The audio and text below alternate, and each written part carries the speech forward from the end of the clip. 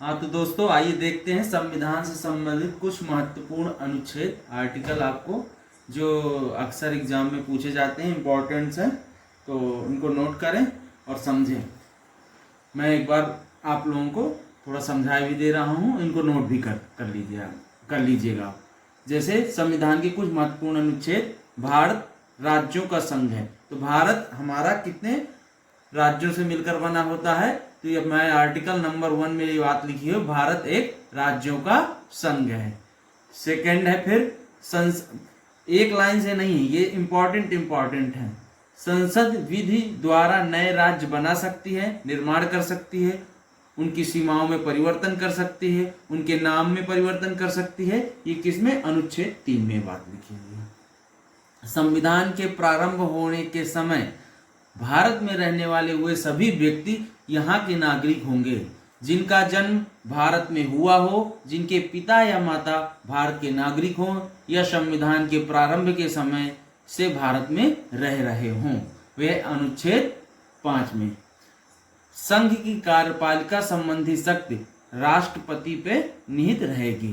तो राष्ट्रपति जो होता है वह संघ की उसमें कार्यपालिका संबंधी सारी शक्तियां राष्ट्रपति पर होती हैं या राष्ट्रपति उनका अध्यक्ष होता है, अनुच्छेद 53 पर।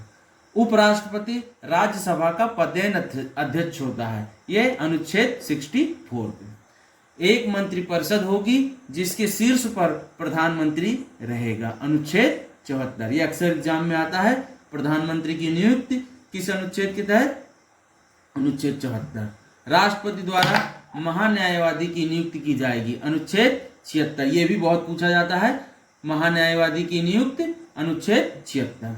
प्रधानमंत्री का यह कर्तव्य होगा कि वह देश की प्रशासनिक एवं विधायी मामलों तथा मंत्रिपरिषद के निर्णयों के संबंध में राष्ट्रपति को सूचना दे यदि राष्ट्रपति इस प्रकार की सूचना प्राप्त करना आवश्यक समझे। यदि राष्ट्रपति कोई भी सूचना चाहे प्रधानमंत्री से किसी भी प्रकार की, तो वह मंगा सकता है। किस अनुच्छेद के? 78 से।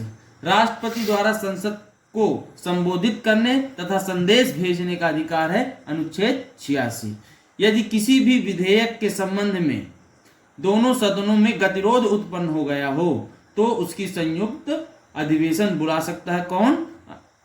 ये राष्ट्रपति बुलाता है। किस अनुच्छेद के तहत? अनुच्छेद 108। धन विधेयक को किस अनुच्छेद में परिभाषित किया गया है? अनुच्छेद 110। तो धन विधेयक इसमें परिभाषित करते हैं, अनुच्छेद 110। संसद के दोनों सदनों द्वारा पारित विधेयक राष्ट्रपति के पास जाता है।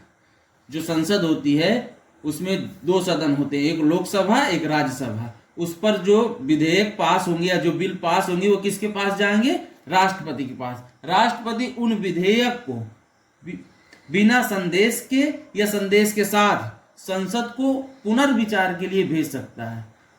पर यदि संसद दोबारा उसी बिल को भेज दे राष्ट्रपति के पास तो राष्ट्रपति को उसे अस्वीकृत या स्वीकार करना पड़ेगा या अस्वीकृत नहीं करेगा।